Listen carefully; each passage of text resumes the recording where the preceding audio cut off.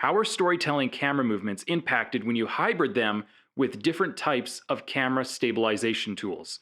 That's an experiment that I've been wanting to try for a long time, and that's what we're going to do today. Modern audiences are super sophisticated. They intuitively understand when they see a different kind of camera movement on the screen that it is a storytelling device, and they understand what it's telling them about the significance of what's happening on the screen, or how it's creating a certain kind of emotion or energy in the shot. So in this video, we're going to take a look at 3 common camera movements performed by 3 different stabilization techniques. My friend Sam and his wife Sydney came down to help us perform these tests because they have some tools that we don't have, most notably the Zhiyun Crane 3S Pro. This is a motorized gimbal that runs about $1,500, so it's a little bit of a bigger cinema camera gimbal. Being stabilized by a computer means a lot less of that involuntary kinetic energy and more of that smooth, perfect camera movement.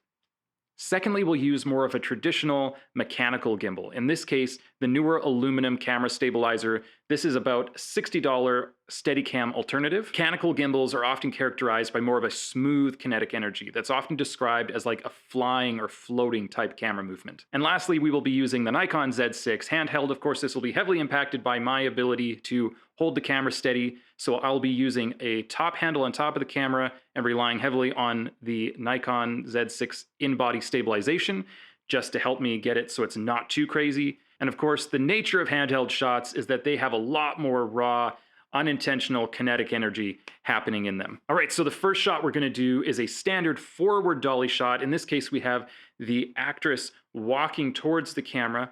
This type of shot typically emphasizes something as important. So you can zoom into somebody's face and it shows a moment of realization, or during a speech, it says, "This is very important, pay attention." So let's take a look at how these different stabilizers impact this very traditional but very important camera movement.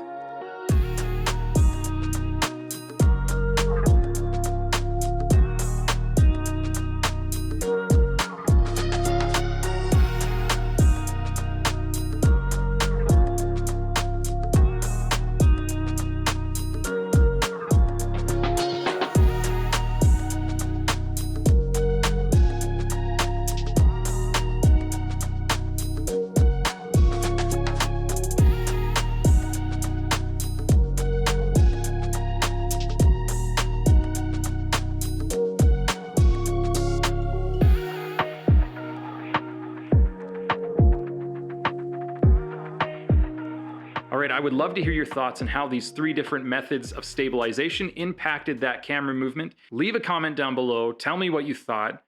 Right off the bat, the thing that I noticed was, 1, a little bit of operator error. So trying to disregard that, it was quite interesting how different the gimbal and the Steadicam shot looked. There definitely was a lot more of that flying, floating feel in that newer Steadicam shot. And if I do say so myself, that handheld wasn't too bad, though maybe we can chalk that up to the in-body stabilization.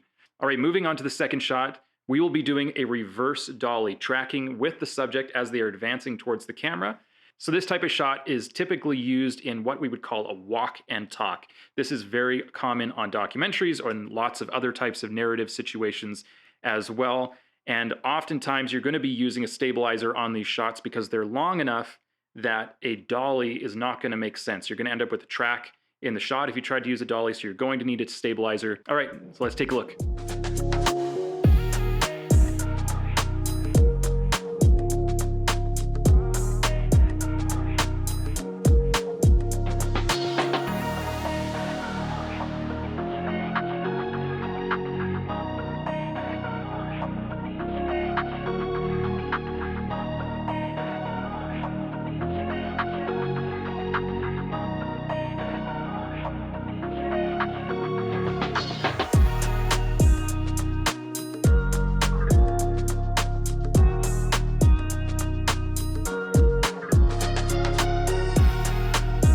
All right, I found this one interesting because the differences between the different stabilization methods was much more pronounced. At least I thought it so anyway.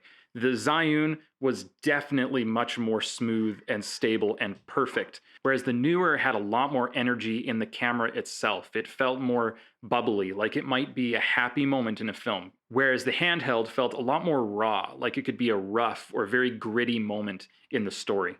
And the third movement we'll take a look at is the low angle follow shot. Now, this shot is a very common storytelling device, but it can be a little bit tricky to pull off just because of having your equipment upside down, and especially if you don't have a monitor, which we didn't. So it'll be interesting to see how these shots play out. Let's take a look.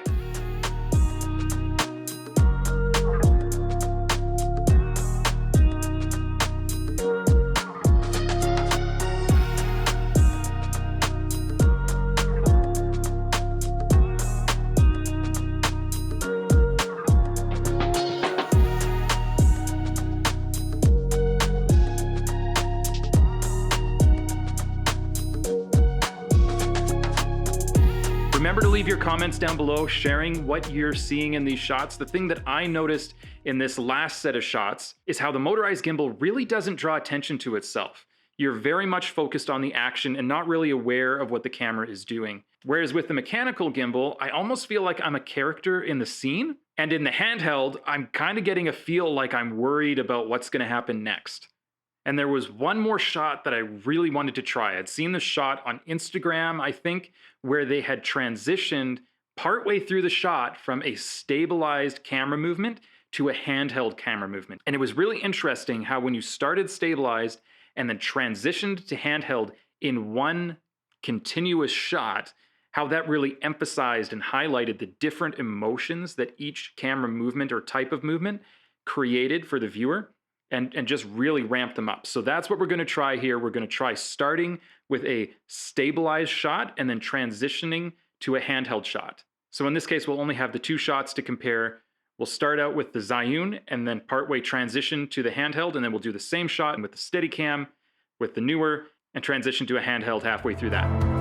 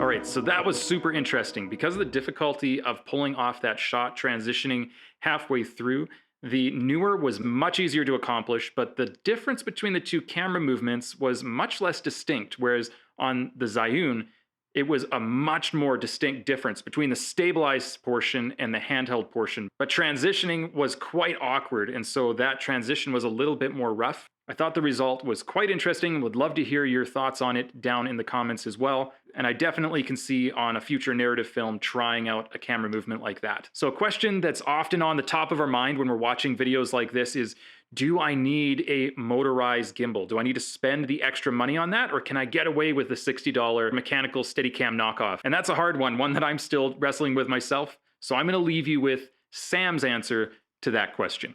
It's like having a hammer versus a drill. Like, you don't use a hammer to put a screw in, and that's the same thing here. It matters what you're doing. It's not necessarily what is better, it's what is useful for the either message or the project that you're doing at the time. I hope the video we shot today kind of helped explain some of that, and you could see how you might start using some of those different shots differently, that each of these tools does something different.